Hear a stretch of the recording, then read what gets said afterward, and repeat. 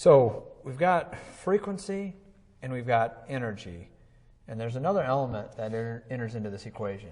Another element that enters into this equation is, well, sound is energy, just like light is energy, but there's a major difference between the two. Not only is the difference between the one we can see and one we can't, but it's the speed at which they travel. Sound travels at 1,135 feet per second. Unlike light, which it can travel around the world 7 times in 1 second, sound only can travel 1,000 some feet in 1 second. So there's a definite difference there. That would explain why the last time I went to a football game and they put up a commercial on the big jumbotron, why it looked like a Chinese film. Now, I thought it was just because I could only afford the cheap seats on the other side, but lo and behold, unless you're right close to the scoreboard, the majority of people are experiencing that same thing. That's correct, because it takes quite a while. It takes a second for that sound to get 1,000 feet across the field. You're hearing it a second after it's occurring, because light is instantaneous. So yeah, there's quite a difference. And this also plays into when we design sound systems where you've got a very large area to cover. That sound takes a while for it to get out to those areas. So there's a definite factor that sound has this time. Another thing, though, is that because sound travels slow like that, and we have the element of the frequency, we have another thing that we can look at here, and that is the physical size of these wavelengths. So if we take the frequency, which is the cycles per second, and we now introduce the equation of 1,135 feet per second into that, which, by the way, is at 72 degrees Fahrenheit. Right, normal temperature. It actually will travel faster or slower depending on the temperature in the air. But that's a good reference point of where that's at.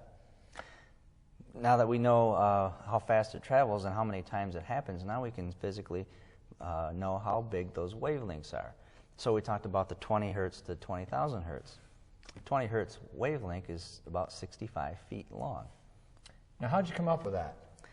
Other than, of course, Jeff is very smart. No, I just memorize books. Well, we come up with that by taking the frequency and actually taking the speed that we know sound travels and dividing it by the frequency. So if we take a 20 hertz wave frequency and we divide that into 1,135 feet, we come up with 65 some odd feet. That's how physically big that 20 hertz wavelength is.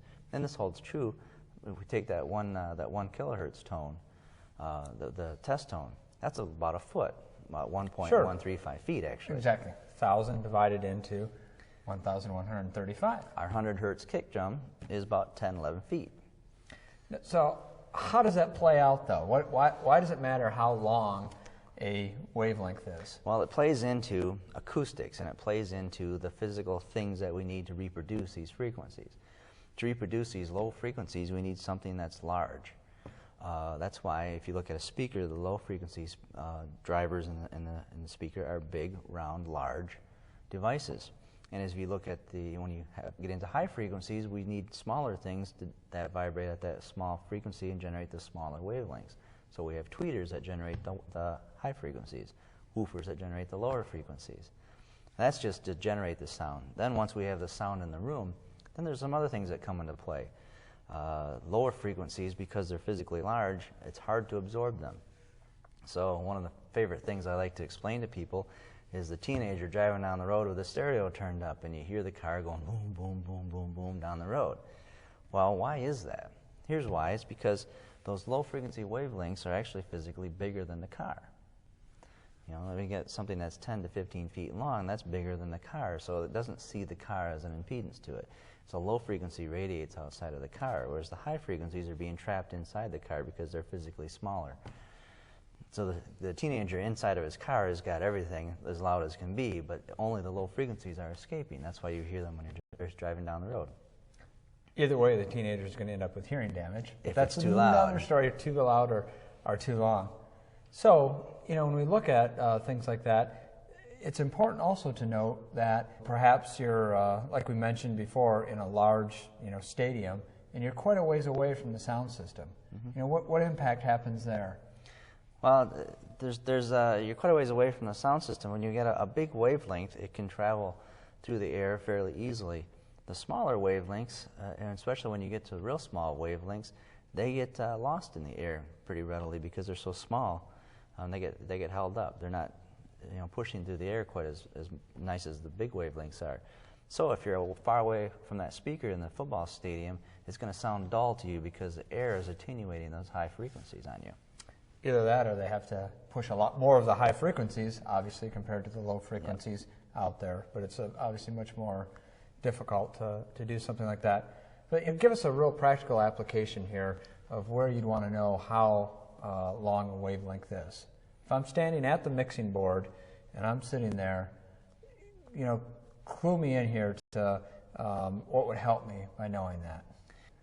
Well, when you're at the mix position, and how these things make a difference to you is that, you know, things like a bass guitar and a kick drum, those are longer wavelengths, and they're going to be less directional versus some of the, you know, the upper guitar thing is going to be more directional. So it's something to keep in mind as you lay out your stage, and as you're mixing it, you can, you know, the longer the wavelength, the more less directional it is. Sure. So it kind of fills the room. Yes. Or, you know, the classic thing that you know see happening is in a poorly designed sound system, energy actually from the speakers will go back onto the stage. Mm-hmm. In fact, there's a very well-known performance place where the loudest spot at about 300 hertz, which is in the, you know, bottom end of the vocal range, you know, just below that A440, was actually straight below the cabinets on the stage.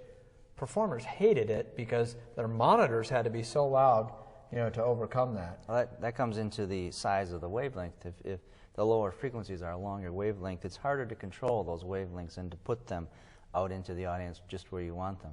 For the high frequencies, you'll see on a commercial speaker has got a horn, and that horn can take those smaller frequency sizes and aim them.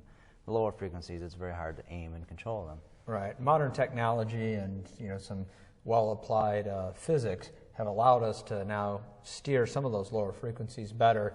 But again, that's beyond where our discussion we want to go here today.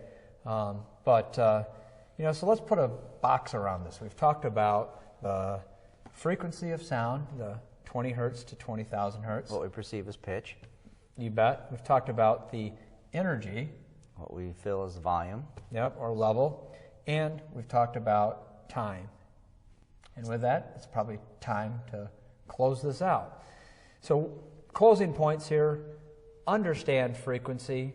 Very important part of the mixing process is knowing what that pitch is and being able to put that into a numerical value. So you know where 100 hertz is, where 1,000 hertz is, where that A440 is, and then you can make some good decisions about how you're going to, you know, sculpt your sound knowing that. And the other part of that is understanding decibels and loudness, and you know, how loud is too loud, and how to, you know, deal with the volume issues.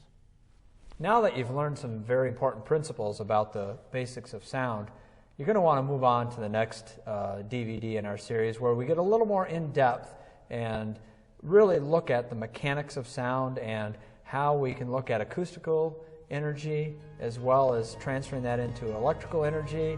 And Jeff, I think you're even going to bring out a toy or two, aren't you? Yep. Boy, is it going to be fun. You don't want to miss it.